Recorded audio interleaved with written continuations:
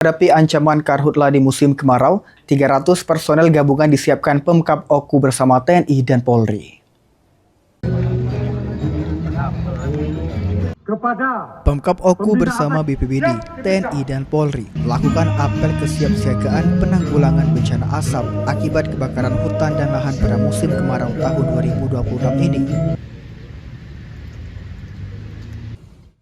Dalam apel tersebut dilakukan untuk mengecek kesiapan personil dan peralatan untuk mengantisipasi kebakaran hutan dan lahan.